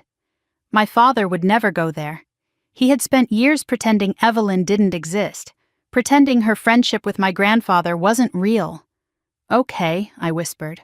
"I know where to go. Call me the moment you're safe. I will." When I hung up, my hands were trembling again. I gripped the steering wheel hard enough my knuckles ached. Then I drove. The storm fought me every mile, turning the road into a white river. By the time I reached the house, my hair was soaked, my coat stiff with ice. The porch light flickered as I climbed the steps and knocked softly. The door opened immediately. Evelyn stood there, wrapped in a wool shawl, her silver hair pulled into a loose braid. Her eyes swept over my face, calm, steady, deeply knowing, and she stepped aside without a word. I moved inside the warmth, finally letting my body shake as adrenaline drained from my limbs. She reached for the folder in my hands. "You found it," she murmured. "I didn't know what I'd find," I said. "But I found him. My father's brother." Evelyn's breath caught just barely. "Raymond," I nodded. The quiet that followed was thick enough to touch. "I thought he was gone," she whispered. "He almost was," I said. She motioned toward the kitchen table. "Sit. You're freezing." I sank into a chair while she put a kettle on the stove. The cabin smelled of pine wood and cinnamon grounding and real. When she sat across from me, steam curled between us from the 2 mugs she placed on the table. "Start from the beginning," she said gently. So I told her everything. The storage unit, Raymond's warnings, the forged documents, the key, the men my father sent, how close they came, the fear, the truth, the promises my grandfather made in ink no one ever meant for me to see. When I finished, Evelyn closed her eyes for a long moment. Your grandfather always feared this, she said softly. He knew the power your father would inherit simply because the world bends for men like him. He tried to stop the cycle, and he believed you'd be the only one strong enough to break it. I swallowed. Break what the family curse, she whispered. The legacy of control, trauma passed down like inheritance, men shaping the narrative while women carried the consequences. Her voice wavered, not from weakness but memory. What do I do now? I asked. You use what you've been given, she said. You let truth become your weapon. You protect your daughter not by running but by revealing every lie they built around you. My heart pounded. They'll fight back. Yes, she said, but now you have leverage they cannot erase. I touched the folder again, feeling the weight of my family's buried sins under my fingers. Then Evelyn asked a question so gentle it hurt. Where is Mia tonight? My stomach dropped. Home. Asleep. Evelyn's expression shifted, an undercurrent of urgency rising beneath her calm. Riley, she whispered. She cannot stay there alone. Not tonight. Not with your father in the state he's in. I was already reaching for my phone. My neighbor answered on the third ring, groggy but kind. Riley. Everything okay? Can you check on Mia? I asked, trying to keep panic out of my voice. Please, right now. He didn't question it. Of course. The seconds stretched into an eternity. Then I'm in your house. She's not here. My breath stopped. What I whispered. She's not in her bed. I've searched the rooms. Riley, the back door is open. The world spun. I gripped the edge of the table until my fingers burned. Evelyn's voice became distant, muffled as if underwater. Riley, what did he say to you earlier today? My father's words replayed cold and deliberate. You won't get a second chance. A sharp primal terror tore through me. I stood so fast the chair clattered to the floor. I have to go, I whispered, already moving toward the door, vision narrowing until all I could see was the storm outside and the yawning darkness waiting to swallow me. But Evelyn grabbed my arm. Riley, stop. Think. I can't. She's gone. I have to listen to me, she said firmly. Men like your father don't snatch children in the dark. They manipulate, they intimidate, they use fear, not force. But she's not home, and that means someone else moved her. My blood ran cold. Who I breathed. Before Evelyn could speak, her phone buzzed on the table. She picked it up. Her eyes widened. She handed it to me with trembling fingers. A message glowed on the screen. A photo. Mia. Sitting in a car I didn't recognize. Tears streaking down her cheeks. Her stuffed bear crushed against her chest. And the message below it. If you want your daughter back, bring me the key. For a long moment I couldn't breathe. The image on Evelyn's phone burned into my vision until the whole world blurred around it. Mia in the backseat of a strange car. Her cheeks streaked with tears. Her stuffed bear clutched so tight, the seams strained. Her little eyes were red wide, frightened. My hands trembled as I lowered the phone. Who sent this? My voice barely scraped out. Evelyn swallowed hard. The numbers blocked. My mind splintered into panic and purpose all at once. I forced myself to take one slow breath, then another. I couldn't fall apart. I couldn't scream. I couldn't run blindly into the storm. I had to be strategic. I had to be lethal. For Mia. I clenched my fists, grounding myself in the present moment. Snow lashed against the cabin windows. A log snapped in the fireplace. Evelyn watched me, her expression caught between fear and fierce confidence. He didn't take her, she said quietly. Your father wouldn't send a photo like this. He wouldn't risk proof. I nodded slowly. I know. Then who? The answer came before I was ready for it. Connor. His name tasted like rust, bitter, poison. My breath shuddered out. He wants the key. He wants the money, Evelyn corrected. Your father promised him a cut of the estate to get him involved in the first place. When your father failed to deliver, Connor took matters into his own hands. I felt myself sway. She steadied me with a hand on my arm. "You are not powerless," she said firmly. "You know who took her. You know what he wants. And you know what he fears." "What does he fear?" I whispered. Evelyn's eyes hardened. Exposure. Men like him survive on manipulation, secrecy, and shame. Bring him into the light and he crumbles. But that didn't help me right now. Not with Mia in danger. I closed my eyes, gripping the table until my nails cut into the wood. Then I opened them with resolve I didn't know I possessed. "I'll deal with exposure later," I said. "Right now, I'm getting my daughter back." Evelyn nodded once. "Then we make him come to you." "How?" "By giving him what he thinks he wants." My pulse thundered. "The key." She lifted her chin. "He believes the key unlocks the entire Dawson estate. He believes it holds millions, leverage, control, power. But he doesn't know the truth. That the safe deposit box doesn't contain money," I whispered. "It contains evidence. Evidence that could destroy my father. Evidence he'd kill to keep hidden. Evidence that would expose generations of corruption. If Connor opened that box hoping for wealth, he would be holding dynamite instead." I pushed away from the table, pacing the cabin floor. "He asked for the key," I murmured. "He expects me to follow instructions." "And you will," Evelyn said calmly, "until you learn where she is." I stopped pacing. "He'll demand a meeting." "He will," she agreed, "and he'll underestimate you." I scoffed softly. "Everyone in my family underestimates me."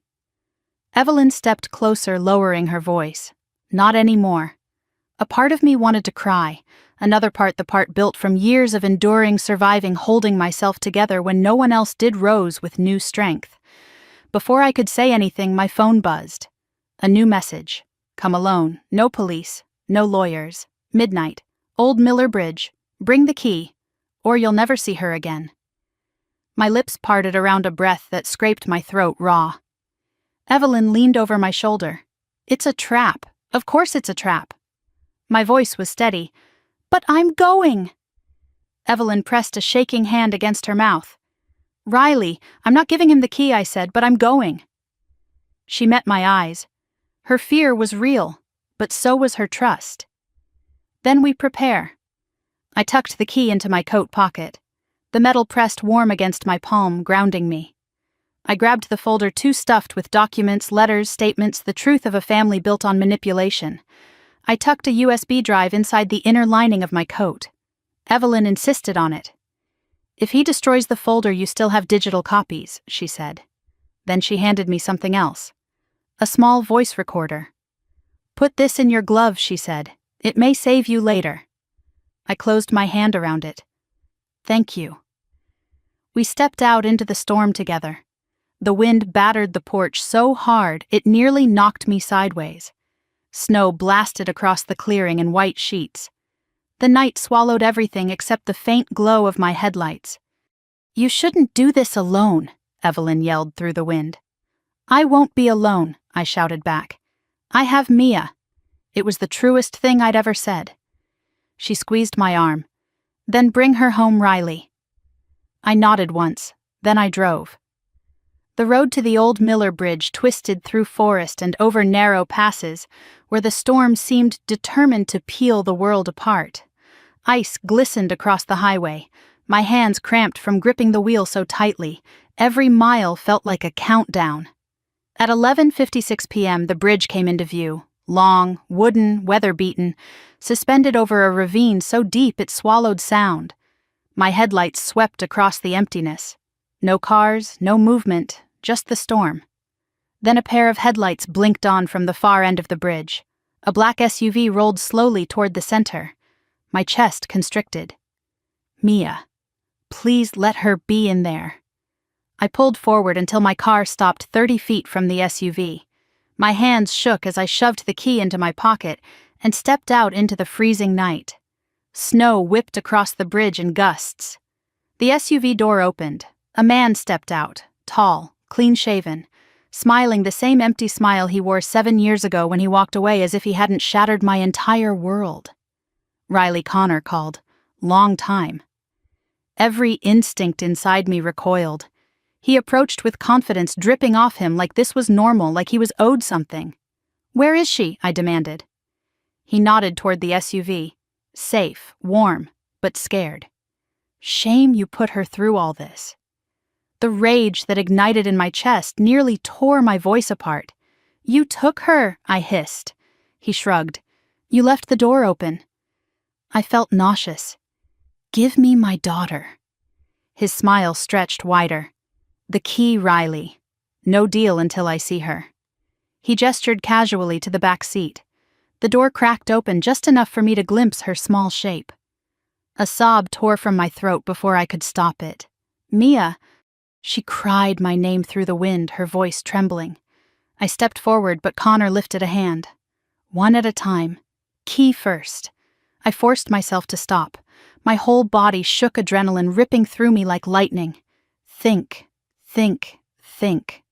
You'll get the key, I said, voice low. But I need her safe in my arms before I hand it over. He laughed. You think I'm stupid, I think you're desperate, I replied. And desperate men make bad trades. His jaw twitched. A crack in the facade. Good. He stepped closer. Key. Now. Let her out. No, let her out. His eyes hardened. Give me the key or I swear to God, Riley, this ends badly. A deep primal fear pulsed through me. I reached into my pocket slowly. His eyes followed my hand with greedy focus. I pulled out the key.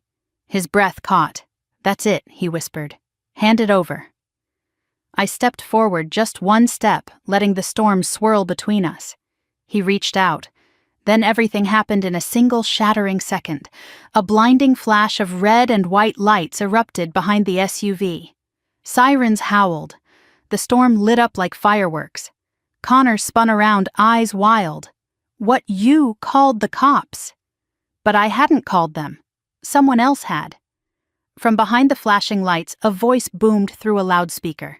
Step away from the child. Now! Connor panicked. He lunged toward the SUV. Mia, I screamed. Everything inside me broke free. I ran, faster than I'd ever moved in my life. The world narrowed into a single burning purpose. Reach her, reach her, reach her. Connor grabbed the car door. I slammed into him with full force.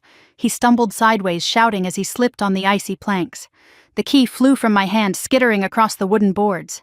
He lunged for me. I ducked and shoved him back again. He lost his footing. The bridge shook. Then, in a moment I would relive in nightmares, he slipped over the edge, one hand catching the rail body swinging over the ravine. He screamed, Riley, help me. But all I saw was Mia. I grabbed her from the back seat, pulling her into my arms. She sobbed into my coat, shaking violently. Officers stormed the bridge, securing the scene, shouting commands.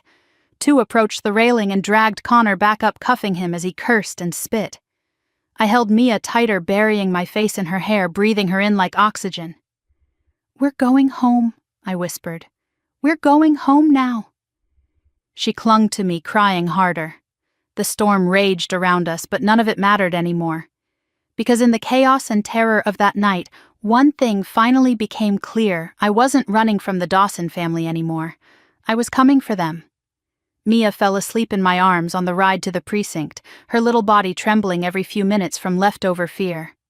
Each time she jerked, I pulled her closer, whispering into her hair, promising her she was safe now that no one would ever take her from me again. But even as I said the words, I knew safety was fragile, temporary. A thin sheet of glass separating us from the storm of the Dawson Empire. The moment we stepped into the station, warmth wrapped around us in a rush, heat blasting from vents, fluorescent lights humming overhead. An officer guided us toward a small family room, lined with cheap couches and a vending machine that buzzed louder than comfort allowed. He offered hot chocolate packets and blankets, and I thanked him in a voice that barely belonged to me. My throat still burned from shouting on the bridge. I set Mia down gently. She curled up in the corner of the couch, clutching her bear while I tucked a blanket around her. Her eyelashes were still wet, her breathing uneven. A deep ache pulled at my chest. "Mommy," she whispered, barely audible. "I was scared you wouldn't come." The ache cracked. "I will always come for you," I said, brushing her hair away from her face. "Always."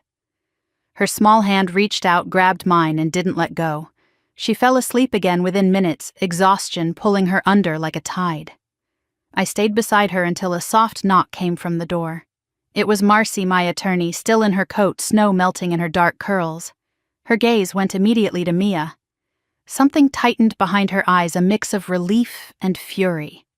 "She's okay," I whispered. She nodded once, then motioned for me to follow her into the hallway.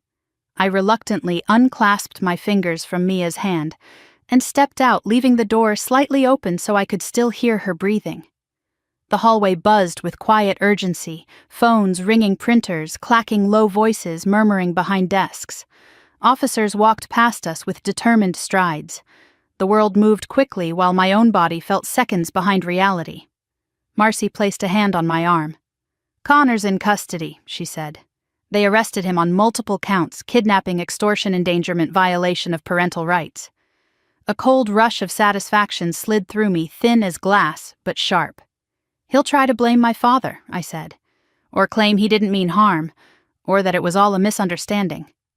"He already tried," Marcy replied dryly. The officers didn't buy it. "Did he mention my father?"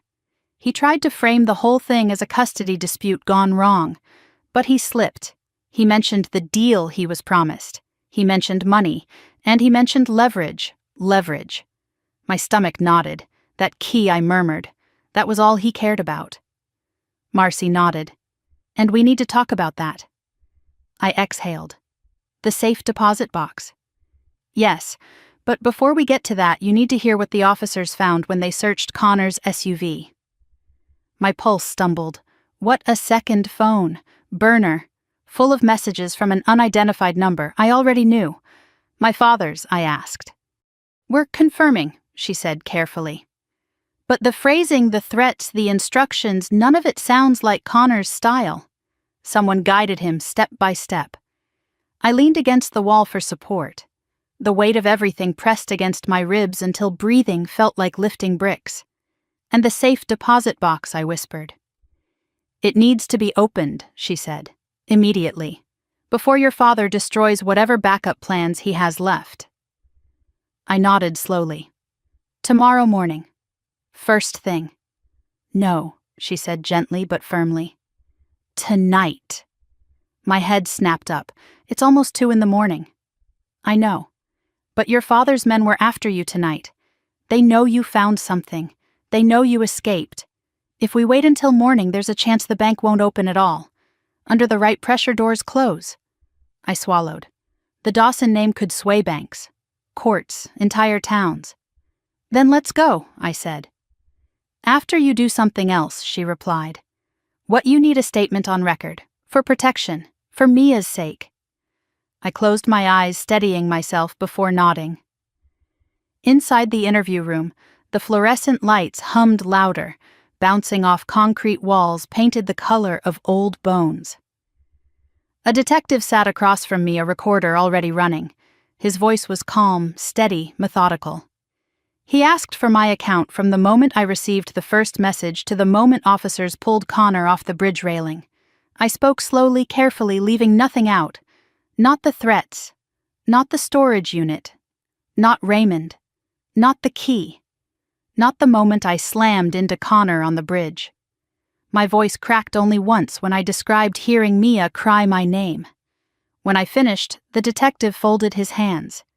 "You handled yourself with restraint," he said. Restraint. It didn't feel like restraint. It felt like something primal, wild, ancient, the desperate strength of a mother. "You're lucky you weren't injured," he added, "and lucky you got your daughter back safely." I looked down at my hands, still stained faintly with bridge dust. It wasn't luck. He nodded as if he understood something deeper. After signing the statement, I returned to the family room. Mia was still asleep, her breathing soft and warm. I lifted her into my arms again. She tucked her head into my shoulder automatically. "She shouldn't go back to your house," Marcy said behind me. "I know. I can arrange an escort to the safe deposit box," she added. 2 units armed." A rush of relief warmed my chest. "Thank you." "But there's something else," she said quietly. My grip on Mia tightened. What you need to prepare yourself. If what your uncle said is true, your father's influence may be even stronger than we realize. When we open that box, the truth may not be pretty. And once it's out, there's no going back. No silence, no protection for him, no repairing the Dawson reputation. I met her eyes. I don't want to repair anything I said. I know, but this will break more than your father. I understand. Do you? I looked at Mia's sleeping face, her cheeks blotchy from crying. Yes, I whispered. Because it already broke me. Marcy nodded once. The officers are ready. We stepped out into the storm again. Snow whipped at our coats as 2 patrol cars idled in the parking lot, red and blue lights casting long ribbons of color across the snow. An officer opened the back door for me and helped me secure Mia's blanket around her small shoulders.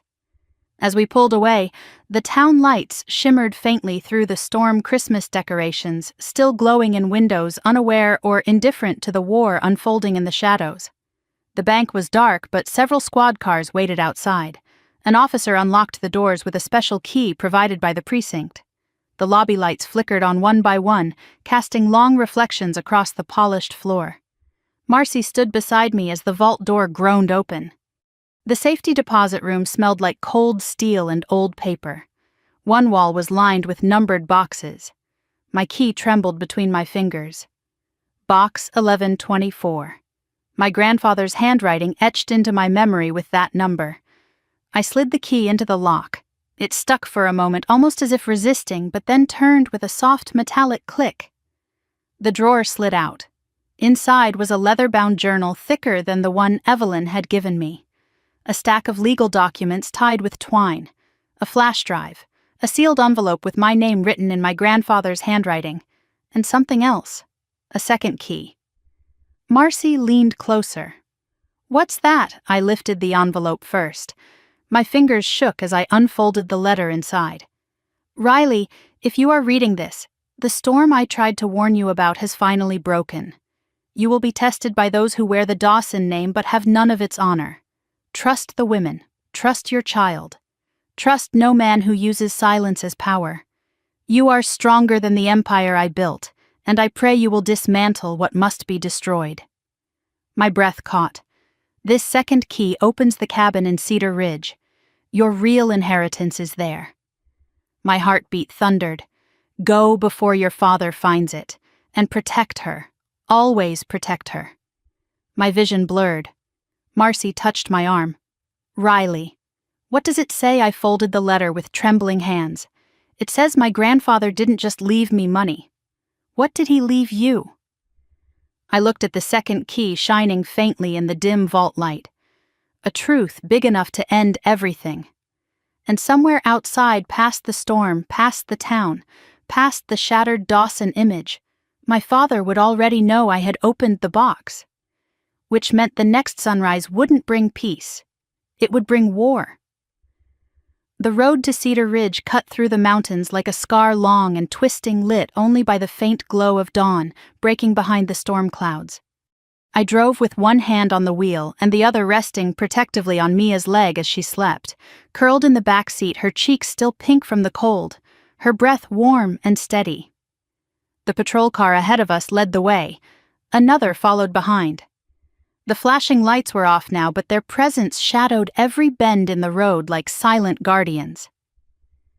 Marcy sat in the passenger seat beside me, her eyes scanning the rearview mirror every few seconds.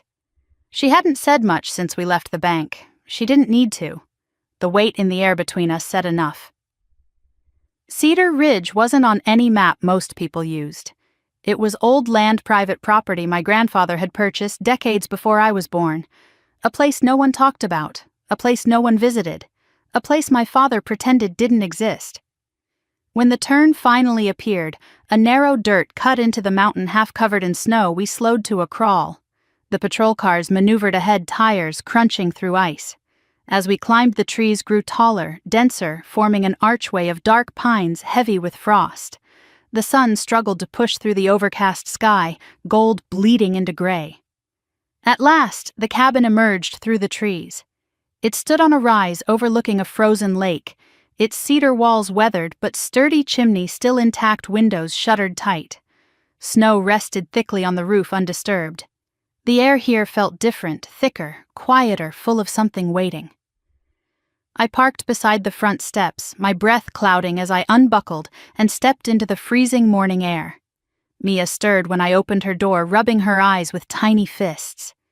"Where are we?" she whispered. "Somewhere safe," I said softly. "Somewhere Grandpa wanted us to find." She didn't question it. She reached out for me and I lifted her into my arms. Her head rested on my shoulder as we walked toward the cabin. The second key, small and brass, worn with age, fit perfectly into the lock. The door creaked open. Warm air didn't greet us. No sign of life stirred inside. The cabin smelled faintly of cedar and dust, the kind of scent that settles when a place waits a very long time to be opened. I stepped into the entryway and flicked the light switch. A soft glow washed over the room. My breath hitched. The cabin was filled with files, not boxes, not piles. Organized shelves floor to ceiling, labeled meticulously in my grandfather's handwriting.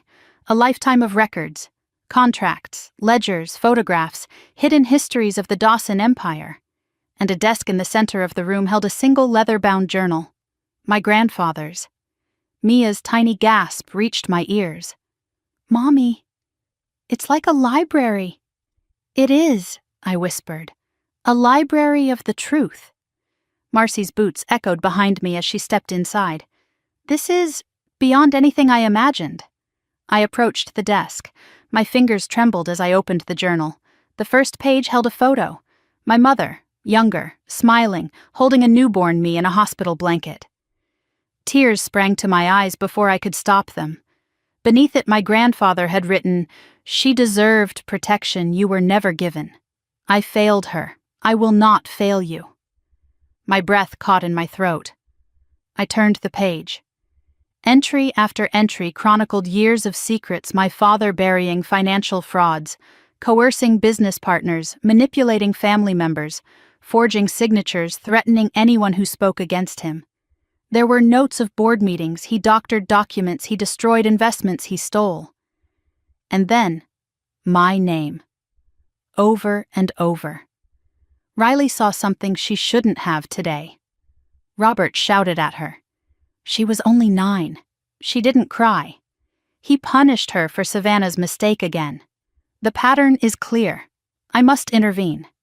He told her she would never amount to anything. I saw her glance down, then straighten her shoulders. She is built from steel he doesn't deserve to claim.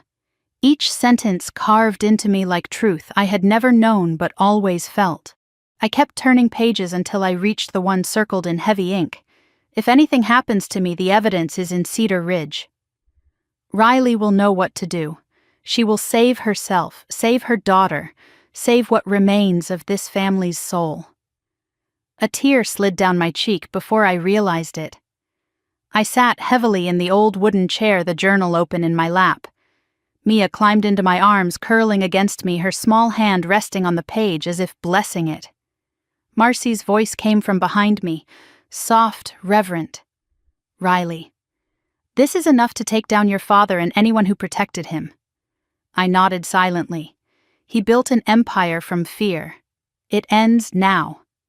She placed her hand on my shoulder. "We do this carefully, legally, thoroughly. Because once this goes public, the Dawson name will fracture." "Good," I whispered. "Let it break." The front door creaked. My heart jerked. 2 officers stepped inside, stamping snow from their boots. One of them spoke in a steady tone. "Ms. Dawson, we just received word. Your father, he's been arrested." My lungs froze mid-breath. For what I whispered, financial crimes, fraud, coercion, and an attempted kidnapping conspiracy related to tonight's events. The words washed over me like warm air breaking through ice. My father, the man who called my daughter unworthy, the man who built his power from the broken pieces of everyone around him, the man who believed he was untouchable. He wasn't anymore. I didn't cheer. I didn't smile. I simply closed my eyes and held Mia tighter. After the officers left, I stepped outside alone. The storm had passed, leaving the sky washed clean, streaked with pale blue and gold. Light glimmered across the frozen lake like scattered diamonds. For the first time in years, I felt something I barely recognized. Peace. I breathed deeply, letting the cold air burn my lungs, letting myself remember every step that brought me here. The humiliation at Christmas, the truth buried under generations of silence, the fear that nearly crushed me, the hunger for control that drove my father to destroy everything, and the one bright force that kept me fighting my daughter. Footsteps crunched behind me. Marcy. What now? I turned, looking back at the cabin full of truth. Now, I said softly, we rebuild. With what foundation? She asked. With something my family has never used before, I replied. Honesty, accountability, and love. She nodded. The media will come. People will talk. Your family, what's left of it, will blame you. I don't owe them silence, I said. Only Mia. She smiled faintly, spoken like a woman who knows exactly who she is now.